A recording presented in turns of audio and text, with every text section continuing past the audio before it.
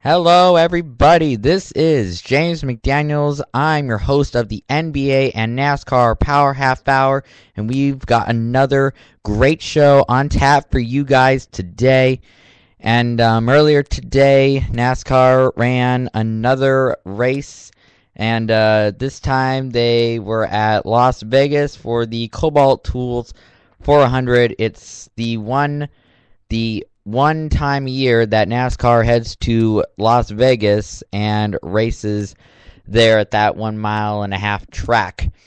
And it was quite an interesting day. And I mean, honestly, at the very beginning of the race, if you honestly thought that Matt Kenseth was going to win that race, you'd be pretty, a lot of people would probably have laughed at you or something, because Matt Kenseth was definitely not not having his best part of the day at the beginning, but he got good when it counted, and he ended up winning the race against Casey Kane to win the Cobalt Tools 400. So I'm going to go over that race here in this broadcast. I'm going to go over some of the games that have went on today in the NBA, like the Bulls game and the Celtics versus the Thunder game.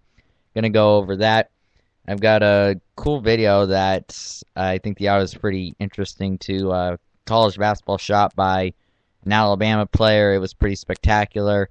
And then in other sports news, I'm going to talk a little bit about Tiger Woods' win that he just got today at Doral. So I've got all that coming up for you guys. So let's kick it off with the talking about the Cobalt Tools 400. So Matt Kenseth, one thing I want to talk about him before we go on here is that he did have his 41st birthday. I don't know if it was today or the day before or tomorrow or something, but it says that it's his 41st birthday.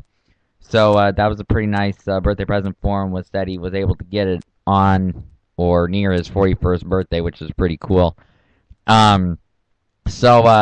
Basically, at the very beginning of the Cobalt Tools 400 at Las Vegas, the qualifying of the race was canceled, I believe, due to rain. So the lineup was set based on other NASCAR regulations, and the thing about that is that usually I believe what happened was that the cars were lined up based upon how they finished in last year's standings.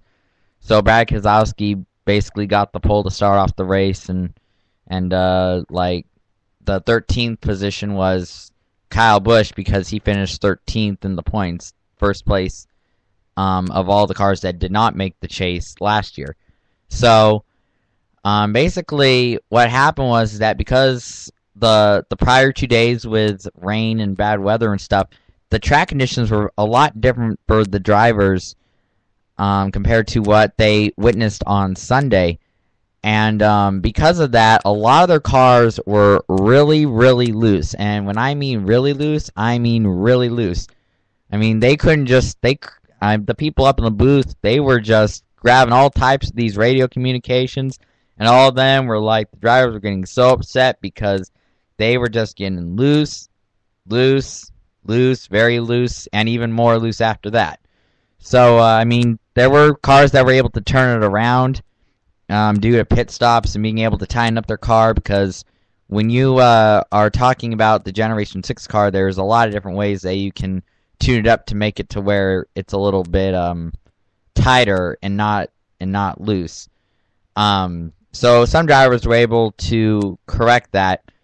Before I go any farther on the event itself, I want to touch briefly on something that I heard about this week. I believe it was on Wednesday. Denny Hamlin, driver of the number 11 FedEx car, he got fined, I believe it was $25,000 for comments he made on the Generation 6 car. And they were talking about that, and Denny Hamlin still feels like it was a completely wrong thing. However, Darrell Waltrip up in the booth, he was saying that he actually agreed with NASCAR. Not like fully agreed, but if he had to choose a side, he'd go with NASCAR. And he said the reasoning behind that was that they replayed the comments that he made, and the comments that he made were fine until he downgraded the Generation 6 car compared to the Generation 5s. So apparently when NASCAR, saw the video and they saw that Denny had downplayed the Generation 5, the Generation 6 car in comparison to the Generation 5, saying that the Generation 5 was a lot better than the Generation 6, that makes it look bad on NASCAR. That makes all the hard work that all the engineers and stuff put into those cars look bad. So I'm assuming for those purposes that NASCAR fined Denny Hamlin. So those who did not hear, Denny Hamlin got fined $25,000 for comments that were against the Generation 6 car.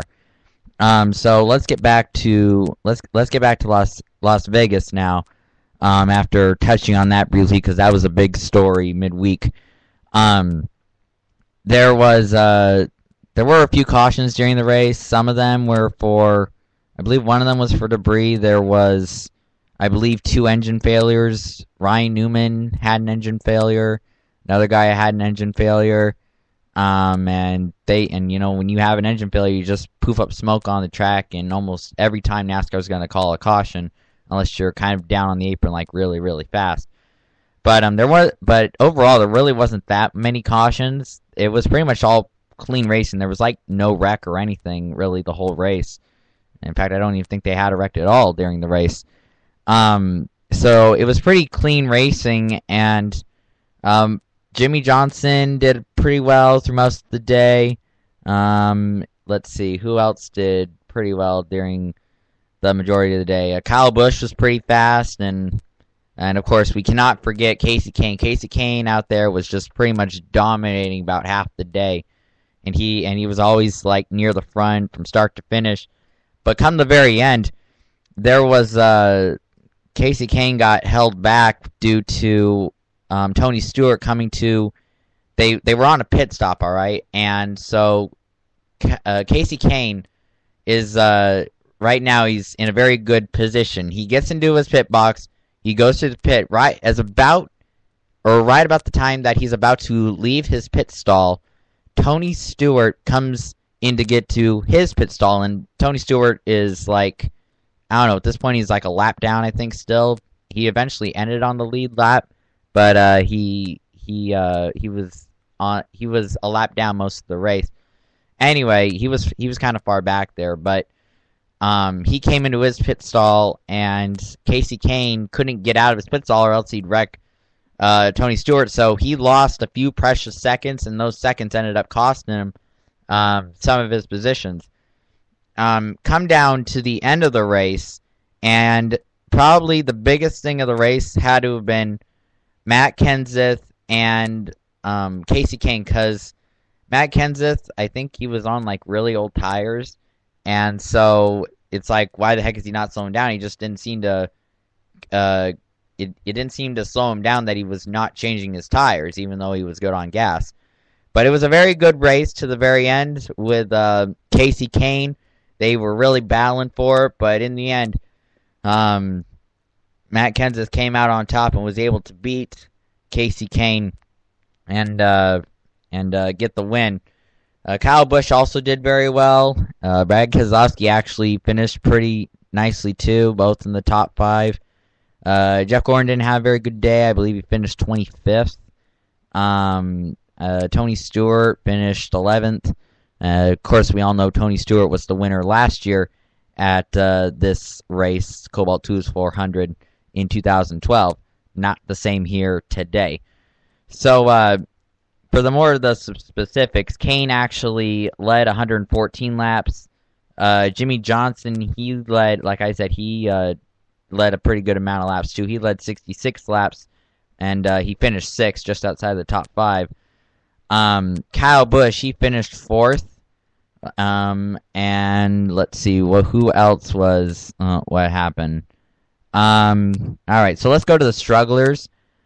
Clint Bowyer and Tony Stewart had troubles during the day.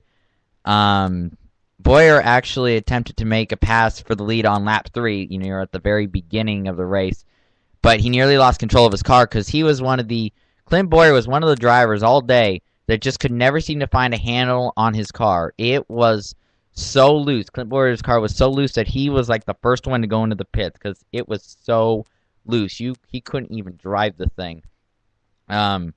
So he lost a few spots there at the very beginning, and he just fell to 17th, just 12 laps into the race, and he started second. So Clint Boyer started second, yet he fell to 17th in just 12 laps. That shows you just how loose his car was. And then he basically never recovered. He finished 27th in the race. Stewart, like I said, he had a pretty tough day most of the time. He was a lap down most of the race, and he finished up 11th. Some of the other names, Carl Edwards, he finished 5th. Let's see, Dale Earnhardt Jr., he finished 7th. Kevin Harvick finished 9th. And Denny Hamlin, he ultimately finished 15th in his Toyota. Of course, and Denny Hamlin's the one that got fined, so it's nice to see him kind of bounce back after having a tough fine put on him. $25,000 to a NASCAR driver actually, honestly, ain't that much, but still, it's nice that he was able to get a top 20 finish after going through that tough week. But that was pretty much the summary of Las Vegas, and early going, pretty much things are going pretty well for Jimmy Johnson. Let's see, he finished first in the Daytona 500. He finished second at Phoenix, and then this week he finished 6th. So I honestly think Jimmy Johnson's gonna probably be the most dangerous one to look out for because he's done so well at the beginning. But again, in prior seasons, Matt Kenseth has also done pretty well at the beginning of the year, but it's like he never is around at the end of the year when it really counts in the chase. But, yeah, so pretty much the entire story of the day. Kasey Kahne led the most laps of the day, and Jimmy Johnson also led a good portion. Kasey Kahne was fast all day, but ultimately in the end, Matt Kenseth was able to hold off Kasey Kahne to get the win at Las Vegas. Denny Hamlin fined $25,000 on Wednesday for comments that he made about the Generation 6 car, and that pretty much sums up the entire week in NASCAR. So, in terms of the Sprint Cup, so let's move on to the NBA now, and right now it's as March 10th, so we're on a Sunday right now, so there tends to be a lot of Sunday NBA action that goes on what, ABC, ESPN, and so one of the big games today was between the Celtics and the Thunder. Of course, the Celtics, they haven't been as great as maybe some other of their prior seasons, but they're still doing all right. They're sporting a 34-28 record, and I'm assuming that includes the loss that they had today against the Thunder. They lost to the Thunder 91-79. So the Oklahoma City Thunder, they actually did pretty well, and they're actually doing very well in their season as a whole. I mean, they're 28-4 at home. That's really, really good, and they're 47-16 overall. So they're really doing well right now. I mean, they're kind of unstoppable at this point. That's kind of like a ratio of 3-1 almost. So they're doing quite well. As for the stats to this game, kind of overall, I mean, of course, if you put 91 points up on the board, you did okay. But if your defense holds the other team to 79, then your team also did really good. There were only for the Thunder, there were only 3 guys that got into the double digits in terms of scoring points, and those guys were Kevin Martin, Russell Westbrook, and of course Kevin Durant. Everybody else scored nothing higher than 8 points. So tells you just how much work a starter or a star really has on a team, because when you have everybody else that even if they're good, like Serge Ibaka and Perkins and Cephalosha and even an old guy like Fisher. I mean, if those guys on some nights just can't seem to score, in double digits, then it's important that your defense is good and that at least 2 or 3 of your stars are at least putting up some good numbers, and that's what Martin, Westbrook, and Durant did against the Celtics. As for the Celtics themselves, with the exception of Paul Pierce, who scored 20 points during the game, nobody scored higher than 12 points. Of all the other players, nobody scored higher than 12 points, and the guy who scored 12 points was Avery Bradley. So that's another example of kind of how bad an offense can be, because if you only put up 79 points and you're going against a team like Oklahoma City or something, you're not going to do very well. So with the fact that Paul Pierce was able to at least put up 20 points, and he got somewhat of help from Kevin Garnett and Avery Bradley with their double-digit scoring, the rest of the scores weren't high enough to carry the team over to get a victory. They were actually pretty close at halftime in terms of the score. Even though the Thunder had came away with a 12-point victory, they only led by a total of 5 points at the half. So the Thunder, it kind of just shows you that outscoring your opponent just a little bit every quarter, or giving up some quarter and then gaining a lot of it plus more in another quarter, it really helps you. Like in the second half, Boston actually outscored the Thunder 20-18 in the third quarter. But then the Thunder were able to really outscore Boston. This is probably where they really killed them, was in the fourth quarter. The Oklahoma City Thunder outscored Boston 23-14, 9-point difference. So that's basically the rundown on the Thunder and the Celtics game. Thunder going to be a very dangerous team to look out for, and it'll be very interesting to see what they'll pull away. Celtics, we'll see what happens to them. I think they probably will make the playoffs, and but I don't know how exactly far they're going to get.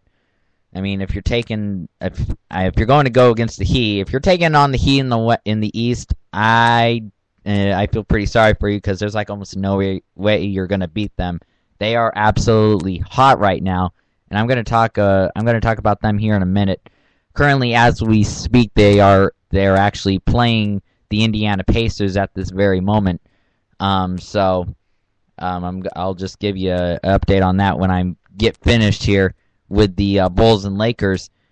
So let's move on to that game. And so the Lakers right now, they're actually doing, well, I don't know what you call it, maybe okay for how bad of a season they've had.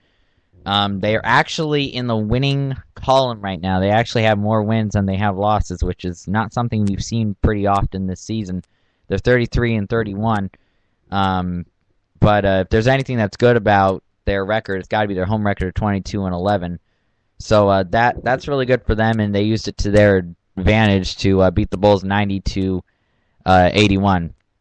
As for the scores to this game, a lot more double-figure scoring that you might expect from these kind of teams. Actually, I'm looking at the Lakers roster that played that game today, and it amazed me. There was only 8 guys that played in that game. So they had their 5 starters, and they only had 3 bench guys. Everybody else was out. Pau Gasol was out, Ebanks was out, Morris was out, Duhan was out, and Saker was out. The only guys they had on the bench in today's game was Jamison, Blake, and Meeks. And then they had their 5 starters, which were Earl Clark, Metta World Peace, or as we all know him as Ron Artest, Dwight Howard, Steve Nash, Kobe Bryant. All the starters plus Meeks on the bench scored in double figures. The only guy that didn't even score in that game that actually played was Steve Blake. He didn't score anything. Big fat chicken egg in his points column.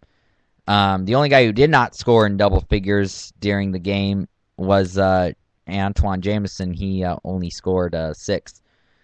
But it shows a nice comparison. I mean, nobody scored higher in the game than Kobe Bryant, and he scored 19.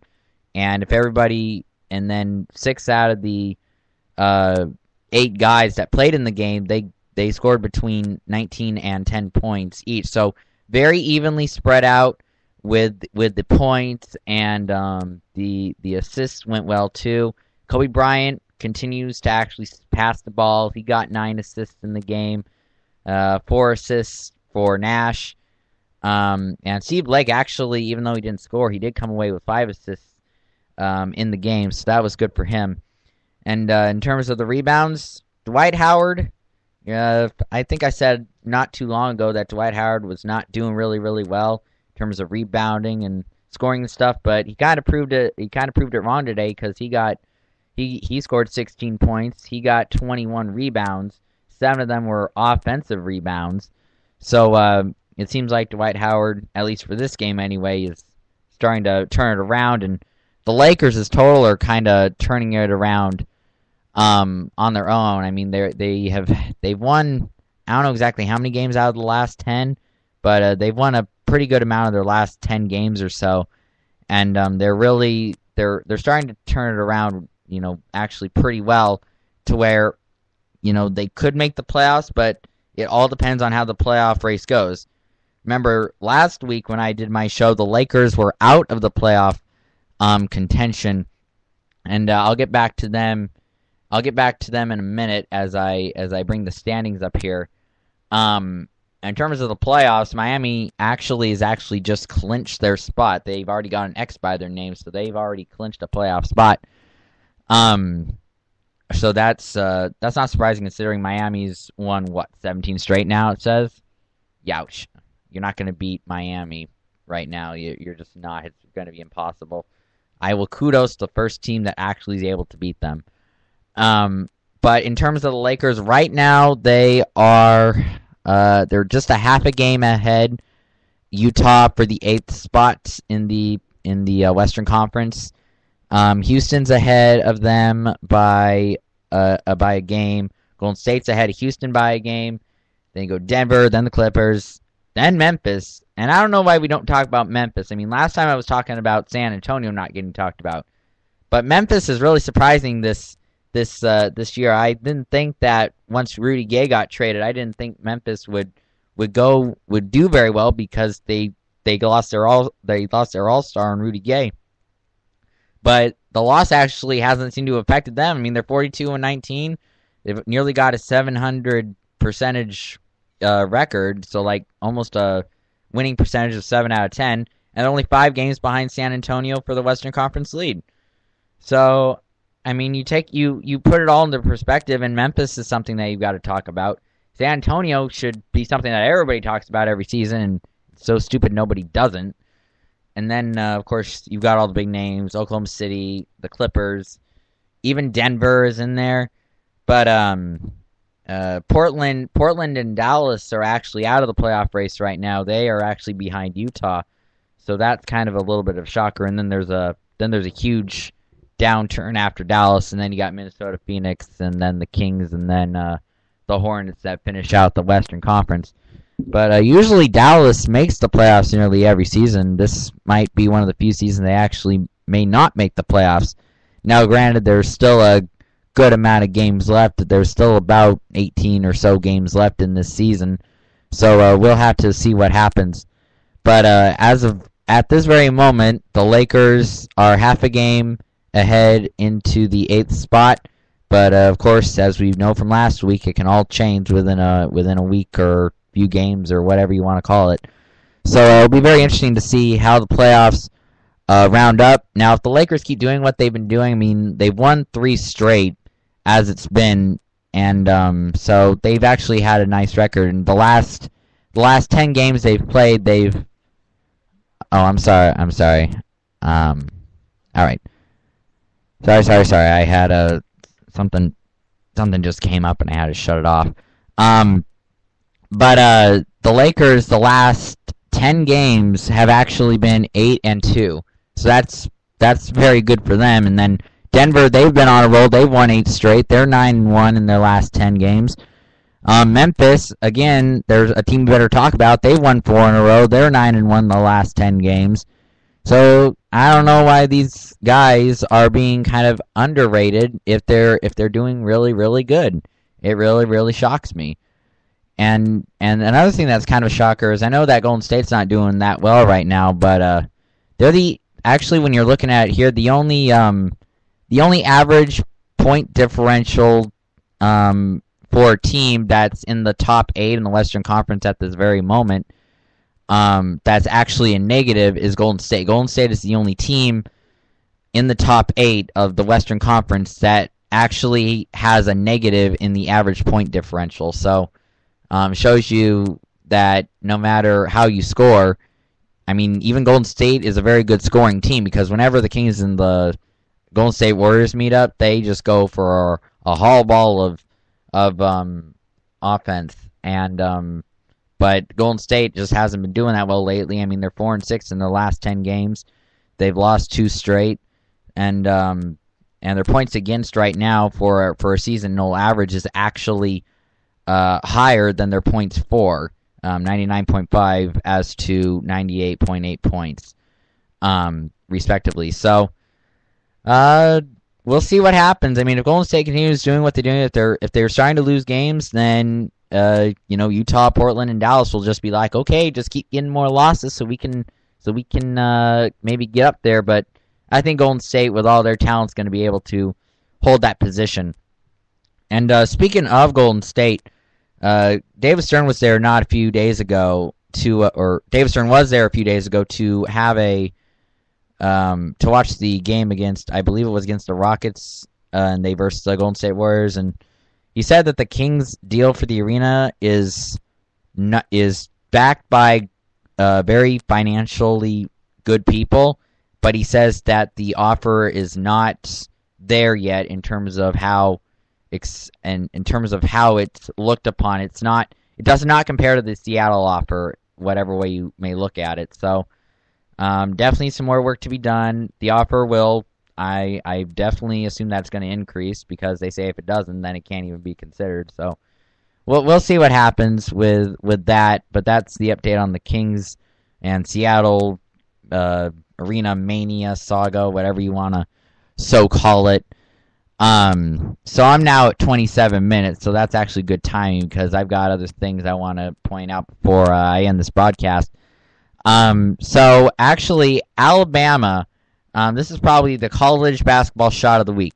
The game against Alabama and Georgia, Alabama, it does not appear in terms of 100% of it they will make their March Madness, because unlike their football team, that's the best in the nation, Alabama does not have the basketball team that their football team is in terms of their national rankings. Alabama's not that good of a basketball team, but still at the same time, they always want to. They and Georgia were going against each other in this SEC battle, and I just want to play for you the audio of the game winner that Alabama's Trevor Relaford made against Georgia at that Alabama home game. So here is the audio to that game-winning half-court shot by Trevor Relaford of Alabama.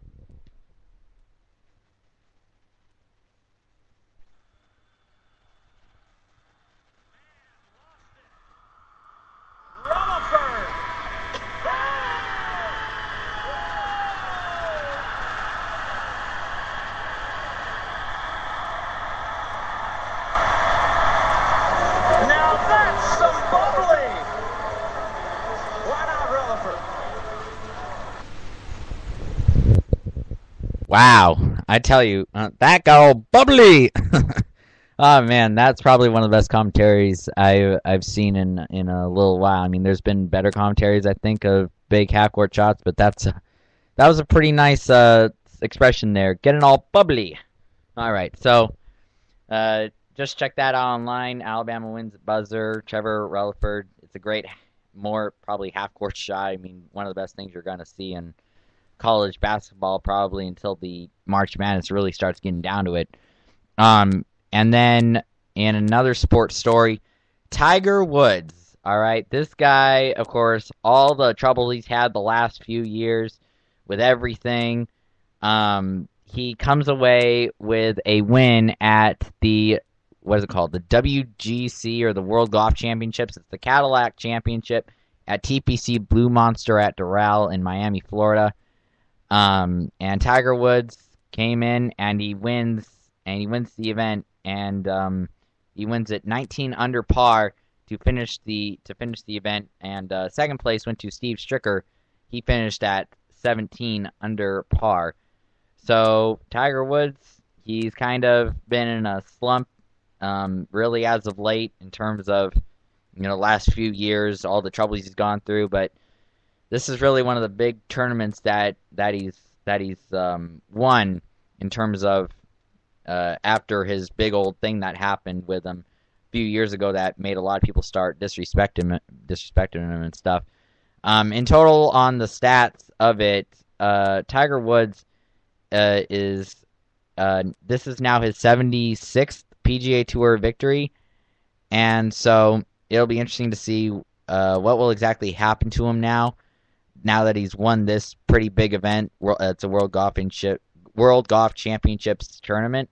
So because now that he's got this kind of big win under his hands, even though he's had a few others, I think this will be probably the biggest booster for him, and we'll see where he can go now after this. But as of right now, the latest winner on the PGA Tour, Tiger Woods, wins the 76th PGA Tour victory at the World Golf Championships, the Cadillac Championship at TPC Blue Monster at Doral in Miami, Florida.